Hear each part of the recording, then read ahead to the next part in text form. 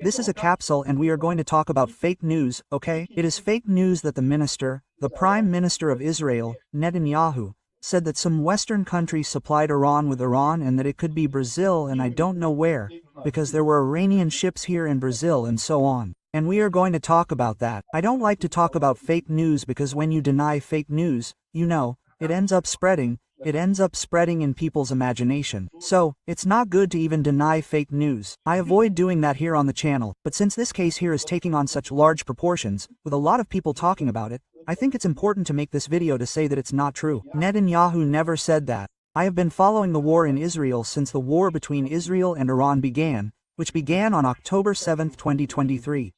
I have been following the war daily. Netanyahu never said that, but more than that, I'm sure that this isn't true, because it doesn't make sense. I'll explain what kind of uranium Brazil has, what kind of uranium Iran needs and why it wouldn't even make sense for Brazil to send uranium to Iran. That wouldn't even make sense in the end, okay? This news was suggested by engineer Caetano, Peter's ballet teacher and several other people. Thank you to the people who suggested news on our website at vise-oberibert@acuteria.com. And thank you to you who are watching our video. If you like our content, please like it and subscribe to the channel, okay? And if you want to keep up with what's happening in the war between Israel and Iran, as I said, I make daily videos about this war on the Mundo e Revolução channel. I'm going to leave a link in the description of this video to today's video about the situation in Israel with Iran. Hey, things are really happening very fast. A lot is happening. The videos are huge and I've been talking about everything that's happening there in detail. Click on the link to watch these videos. But I've been making videos about this war since October 7, 2023. Except for the occasional day when I haven't made a video. Almost every day there's a video about the situation in Israel since the day of the terrorist attack by Ramis, who is protected by Iran, who carried out against Israel when this whole war between Israel and Iran began. So it's fake news. Netanyahu didn't say that here. This newspaper here is Diários do Brasil. There are other newspapers talking about this too, but they're small newspapers, okay? Here, look. In an interview with Fox News, Israeli Prime Minister Benjamin Netanyahu stated that some Western country had clandestinely collaborated with Iran in the supply of uranium, contributing to the advances of Iran's nuclear program. And without mentioning any names, he says that he inflamed the diplomatic scene and rekindled suspicions about Brazil. No, this is nonsense, right? Netanyahu never said that. There is no interview with Fox News where he said that. It makes no sense at all. Be careful. This is fake news, okay? There are people also spreading this news on the internet, but again, there is no evidence that Netanyahu ever said that, and more than that, this kind of thing would make no sense. Here it is. Look, there are people here on Reddit complaining here. Look, there's a rumor going around that Boston supplied uranium to Iran. My friends, if this is true, it's going to be. I don't even want to see it and I don't know what. And here it is. Look, it would be like this. Look, Iranian warships are docked in the port of Rio. You know me. You know that I criticize Lula a lot. I want Lula to be completely screwed for his support of Palestinian terrorists, of Iranian terrorists. These are the people who are worthless. So, I would love to say that this is true, that we have to screw Lula and such, but the truth is that this is not true. So this does not help our side, okay? Lies do not advance discourse. What advances is truth, is argument. And why does this not make sense? Because when you talk about uranium, the first thing you have to think about is uranium in what concentration. Because the main point of uranium is that uranium, it is here in Brazil. There are several uranium mines. There are places in the interior of Minas Gerais that are full of uranium in the soil. What is the problem? None. You can walk there. You can walk from one side to the other. It will not harm you. Why? Because the concentration of uranium-235, which is the most radioactive uranium, all uranium is radioactive, okay? But 238 has a long half-life, so it doesn't make much difference. What does make a difference is uranium-235, which is very radioactive, right? So, all over the world, you have a concentration of uranium-235 in reserves of around 0 to something % of uranium-235. That's no problem at all. In order to use this uranium in a nuclear power plant, like Angra dos Reis, for example, you need to enrich it to around 2 to 5% uranium-235. So, there are processes that increase the amount of uranium-235 and decrease the amount of 238. You separate it. You take a large amount of uranium that exists in nature, from uranium ore, and then you separate the 238 on one side and the 235 on the other side. It becomes more concentrated. You can't separate it completely, but you can concentrate 235 more than 238. So, if you reach 2% to 5% of concentrated uranium, That's the uranium that Brazil has. That's the uranium that it has in the nuclear plants of Angra dos Reis. Iran also has that uranium. Iran has a lot of nuclear plants there in Iran. It has that uranium. It buys that uranium from Russia. That's it. Uranium with a concentration of up to 5% is no problem. There are some applications in research and medical exams where you can do a little more, 10%, 15% of uranium, mainly for research, okay?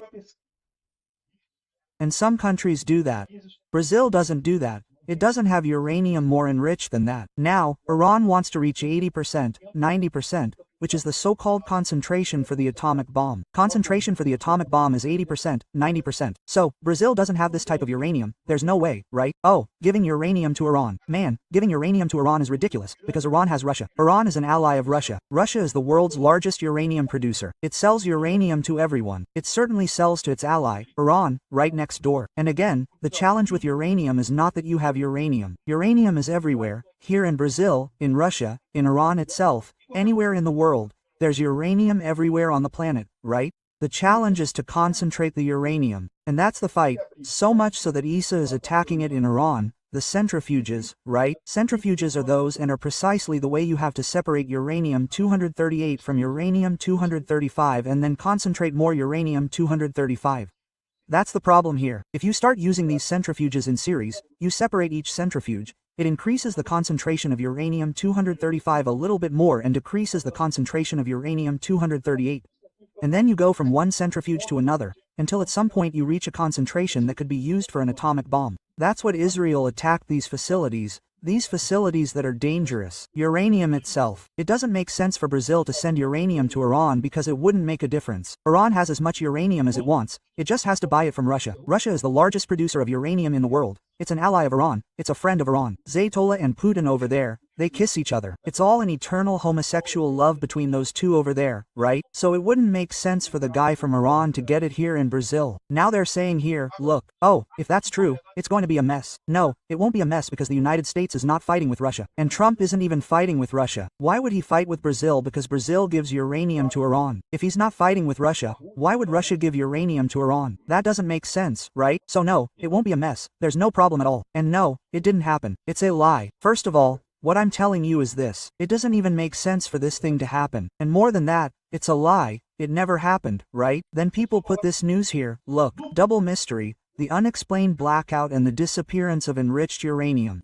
Oh, enriched uranium disappeared from Brazil. Uranium enriched to 5%, 3%. I don't know how many per cane used in the Angra dos Reis nuclear plant here in Brazil, so it doesn't matter either. Iran has uranium enriched up to 5%, or even a little more, 10%. Iran has it there. It doesn't matter to them, this type of uranium, okay?